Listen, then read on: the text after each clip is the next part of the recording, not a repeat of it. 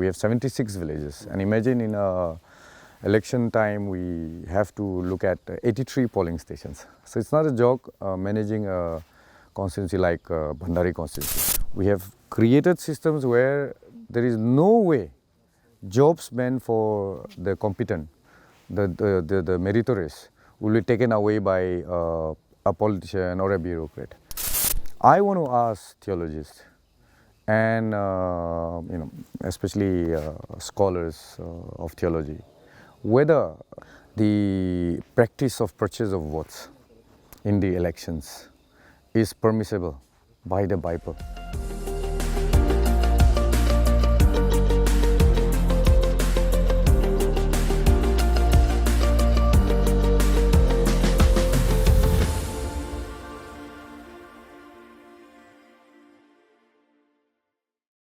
It's almost evening and the Khamchoyan village is settling down. As we count the days to polls in Nagaland, I'm here to meet the representative of this constituency, Bhandari constituency, and he's also the national spokesperson for the BJP, Mr. Mmhonlumo Kikon. Thank you so much for speaking to us. Thank you for having me on your show. So it was a tough time finding, because Google doesn't work in all these locations, especially here. So it was tough to locate him. So we finally located him. This constituency borders Assam. There are many issues which are going on. So what are you promising your people this time around? There's nothing to promise. We've already started the discussion of settling the border issue with Assam, and this has been at the initiative of Amit Shah ji, and there is a tripartite discussion going on between the Ministry of Home Affairs, the Assam government and Nagaland government on settling the long pending border issue between Assam and Nagaland, for which my constituency forms a major part of that disputed area belt. So all sorts of administrative issues are there in the border, and we have been, as a government, discussing the matter officially with Assam, since all the northeastern states now have NDA government, BJP government or NDA government, alliance government. We've been able to sit, talk, discuss and thresh out the thorny issues, and I'm very hopeful in a very short time this matter will be resolved amicably once and for all. Right. And as we approach the smaller villages, some of the roads are in bad condition. So why is that not been done till now? For a long time, issue of roads have not been addressed in this particular constituency, mostly because Northeast has not been paid the attention it deserves.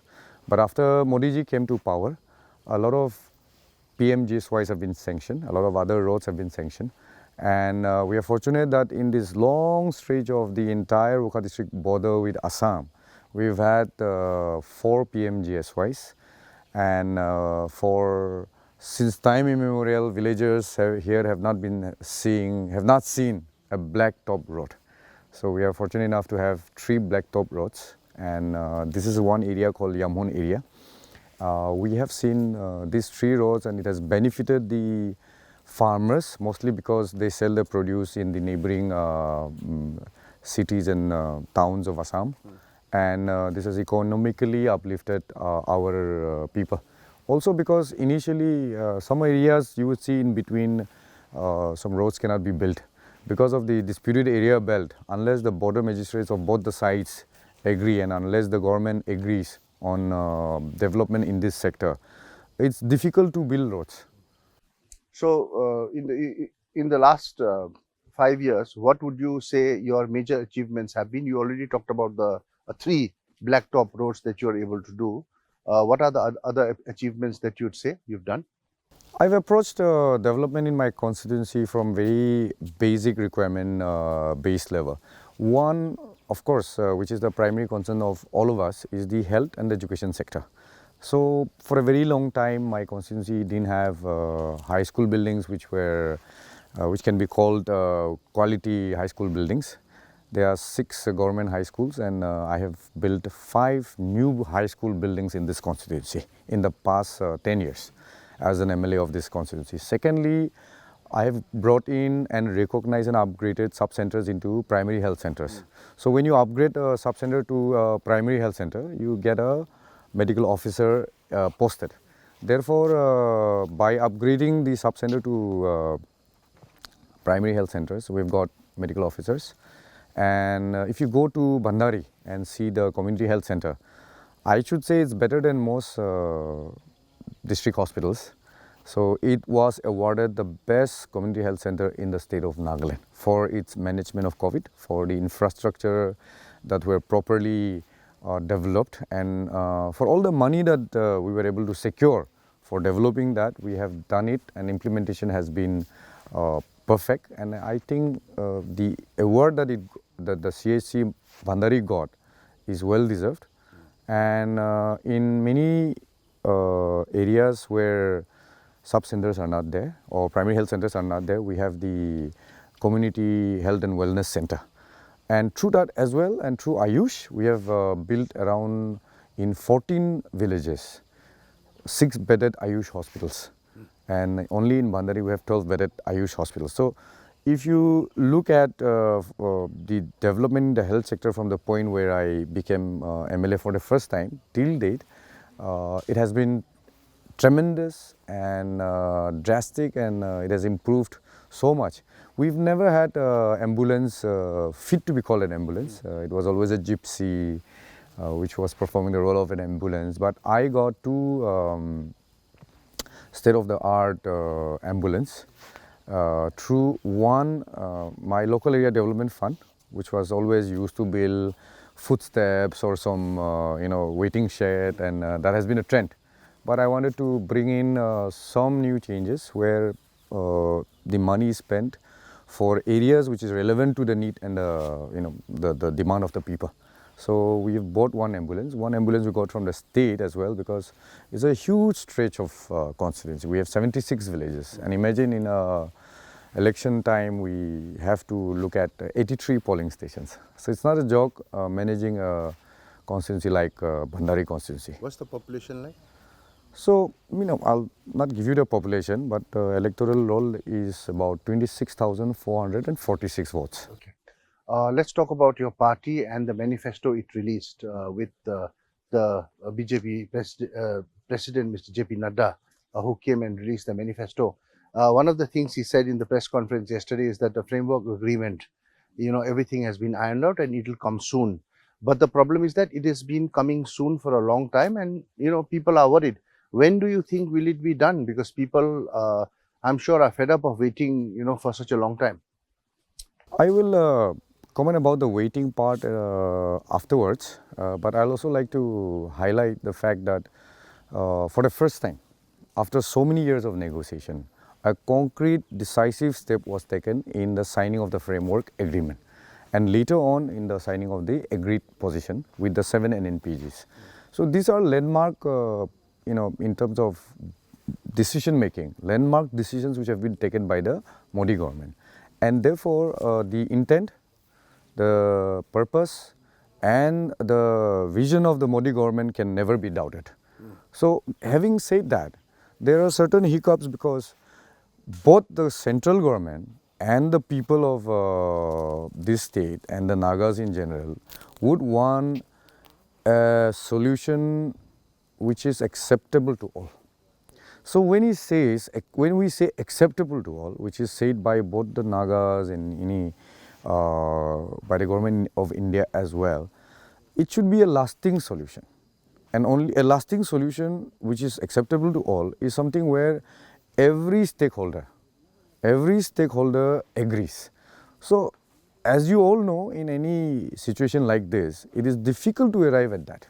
Therefore, in spite of the decisiveness, in spite of the political will that is prevailing today, it requires two hands to clap. It requires every stakeholder to agree to that solution. And Government of India is mature and wise in waiting for the right time. And therefore, when Nadaji says that we are in the final stage, it means that all thorny issues have been thrashed out or are in the process of being thrashed out, and therefore it takes some time, but I would, as a citizen, not one half-backed solution, which will lead further into disarray, into civil unrest, and for the fact that this issue has been going on for so long, we need a permanent solution. And that can only happen when you put your heart and mind and wisdom into making that a reality. Therefore, I would say that the context in which you are asking is the present context, but you should look at this from its, both historical and political overview. As the national BJP, one of the national BJP spokespersons from the Northeast region, you have your eyes and ears in Delhi as well. You meet the central leaders there. You have your eyes and ears on the ground here.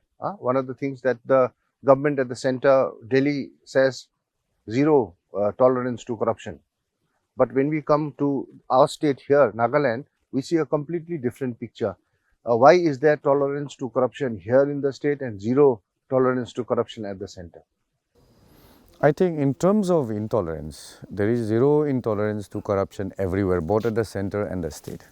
In terms of the system of governance that prevailed in the past, if you look at not just Nagaland state, anywhere in India before the BJP came to power, there were scams, there were a lot of favoritism. I mean, it's all in the public knowledge now. So we don't have to get into that, but look at where we were and where we are now. So everything is transparent. The system of governance has been engineered in such a way that policies are geared to address the issues that you have raised. For instance, there is direct benefit transfer.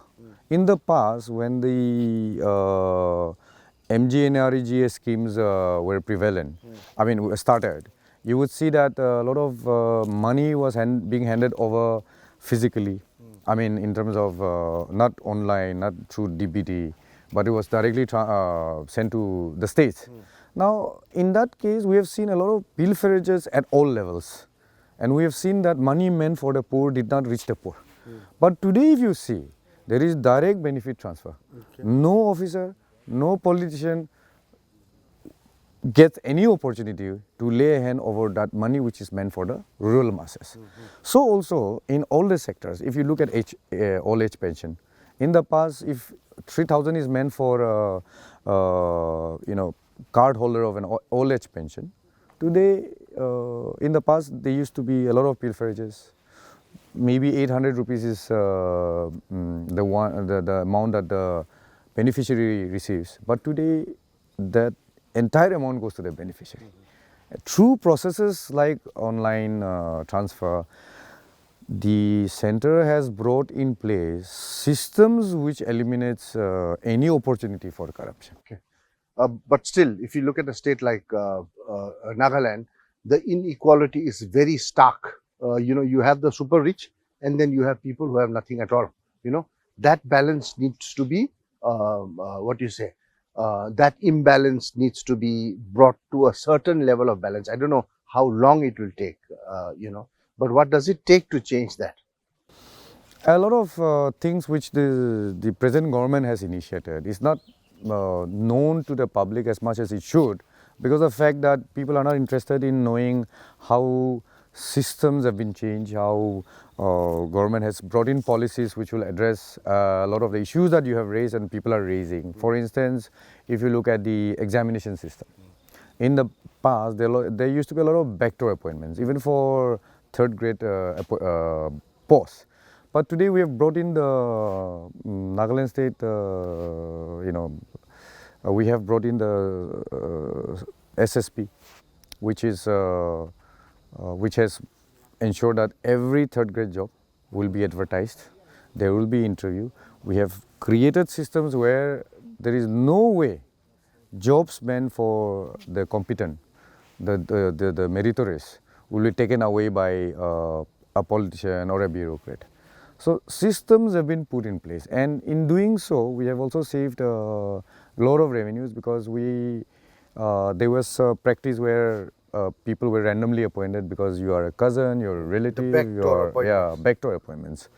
So I've also been highlighting this issue, but I'm very grateful that this government has addressed that issue, and there will be no backdoor appointment in the days to come. This has also been the demand of the Students' Federation. So we are happy to acknowledge the demand by the Naga Students' Federation. We wish that the Naga Students' Federation also go, and both the Naga Students' Federation, the Eastern Naga Students' Federation, go to their communities and tell them that we will not encourage backdoor appointment. And such kind of negotiation should not happen with any politicians or any lobbies that are there. So this is just one system that has been brought into place. Two of the issues which are big in Nagaland. One, of course, the money factor. Money factor plays a big role in Naga elections. That is accepted by all on the ground. When and how will it change? So, I mean, Nagaland is a majority Christian state, and being a politician who's already fought 3 elections, this is my 4th election. I would want to change that question to another basic question of theology. I want to ask theologists and especially scholars of theology whether the practice of purchase of votes in the elections is permissible by the Bible, whether those people who take votes will go to heaven or not. These are very simple questions, but I want to ask them.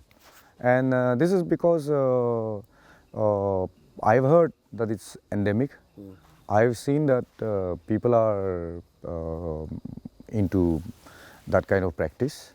And I've also heard people condemning politicians or the electorate, depending on the views you take. So there are certainly some villages which have said no. 1 or 2, I don't know how many villages and communities which have said that no, we will stop this practice, which is great. But why ask the Almighty? Why ask the Bible? Why do politicians stop I have asked already giving money and end this and work towards the development? I shall say that I will not fall into your trap. I don't know about other politicians. We don't give money. I don't hand out money. If you check my pocket, you will not find any money here. It's not because I've given everything out. But the question which I raise is fundamental to the crisis in Naga society. Whether as a Christian society, whether as a people who calls themselves believers and are active church goers, whether we are contemplating about the seriousness of this basic loss of spirituality in our daily Christian life. Once we address that question, I think the fundamental issues, once it's accepted, once it's addressed, will bring about the greatest change in the kind of questions that you are asking. We certainly hope there is change, and we certainly hope that development comes to Nagaland, because some of the areas certainly are 20, 30, 40, sometimes even 50 years behind the rest of the country, and we all as a society maybe need to acknowledge it. Mr. Kikon, thank you so much for speaking to us Can here. I say one last word? On EastMojo, but you can say something. So I want to give you one example. Yes. There is always this feeling that when the central government is pumping in a lot of development funds for the state, whether it converts into votes or not. I'm happy to say there is a village where in the past the villagers used to go, walk miles to fetch water. But today, because of the Jal Jeevan mission, the entire village is getting water in their household. And thankfully today also I went to one village where we had a feast, and they told me that because of the fact that you have brought in this Jal Jeevan mission, you have brought tap water connection to every household. We don't have to go and fetch water. And therefore the villagers decided that in respect of that, they will vote for me. So I'm sure development that has come, that has been conceived by Modi ji, has brought in votes for not just me, but for every ruling MLA. Right. Well, on that note, Mr. Kikon, thank you for speaking to us, and all the best. Thank you.